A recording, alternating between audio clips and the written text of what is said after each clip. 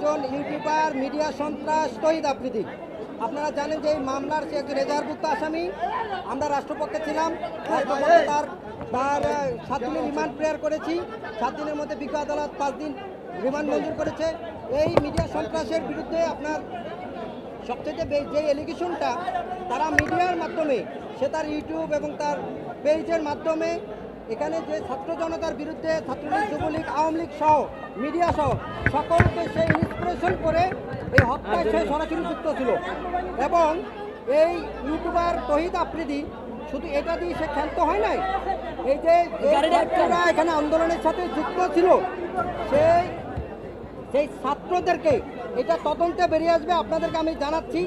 এই তহিদ আফ্রিদি সেই ছাত্রদেরকে আপনার মানে তাদের শরীরের কাপড় চোপড় সরাইয়ে সে ভিডিও করে রেখে দিত, জিম্মি করে রেখে দিত এই তহিদ আফ্রিদি। তো তাকে দীর্ঘদিন পুলিশ খুঁজতেছিল, গতকালকে তাকে পেয়েছে, বরিশালে পাইছে, সিআইডি তাকে বিজ্ঞ আদালতে আজকে প্রেজেন্ট করেছে। আমাদের যে আবেদন, বিজ্ঞ আদালত আমাদের আবেদনের প্রেক্ষিতে আসামি পক্ষের শুনানির প্রেক্ষিতে উভয় পক্ষের শুনানিতে 5 দিনের রিমান্ড মঞ্জুর করেছে।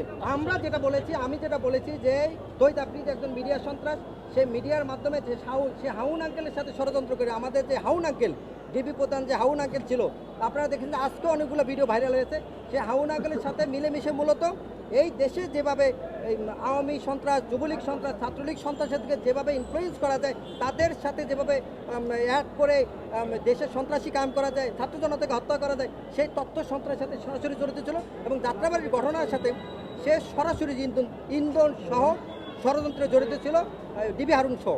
আদেশটা বলেন। আদেশ বিজ্ঞ আদালত আমাদের আবেদনের আমাদের শুনানি, উভয় পক্ষের শুনানিতে বিজ্ঞ আদালত 5 দিনের রিমান্ড মঞ্জুর করেছে। কোটা বিরোধী আন্দোলনে আসাদুল হক বাবু নামে 24 বছর বয়সী একজন জুলাই যোদ্ধা, তিনি 36শে জুলাই যাত্রাবাড়ি থানার সম্মুখে তাকে গুলি করে হত্যা করা হয়েছে।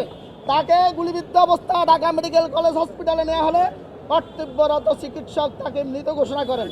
এই মামলায় আজকে এজাহার নামীয় 11 নম্বর আসামিকে এই আদালতে জনাব ফারজানা বাসারের আদালতে উপস্থাপন করা হয়।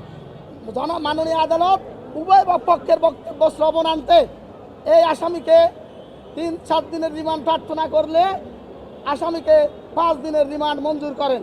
এই আসামির পরিচয় হচ্ছে, ওনার নাম তৌহিদ উদ্দিন, তিনি ইউটিউবার এবং টিকটকার, তিনি তৌহিদ আফ্রিদি নামে পরিচিত। তার বাবা এই মামলার 22 নম্বরে ঝান্ডাবীয় আসামি, 1 নম্বর আসামি শেখ হাসিনা, 2 নম্বর ওবায়দুল কাদের, 3 নম্বরে চৌধুরী আব্দুল্লাহ আল মামুন সহ মোট 1000 নামীয় 25 জন আসামি আছেন। এছাড়াও আরও 150-200 আসামি এই মামলায় সন্দেহভাজন এর তালিকায় আছেন। আমরা রাষ্ট্রপক্ষে বলেছি, মাননীয় আদালত তারা যে অ্যাফিডাভিটটা দিয়েছে আদালতে, ফৌজদারি কার্যবিধির কোনো সেকশনে এই অ্যাফিডাভিট কখনো লাই করে না। মাননীয় আদালতকে আমরা বলেছি, এই আসামিকে রিমান্ডে নিলে পরে মামলার গুরুত্বপূর্ণ তথ্য উদ্ঘাটিত হবে এবং অন্যান্য আসামিদের সম্পর্কে তথ্য পাওয়া যাবে, তাদেরকে অ্যারেস্ট করা যাবে।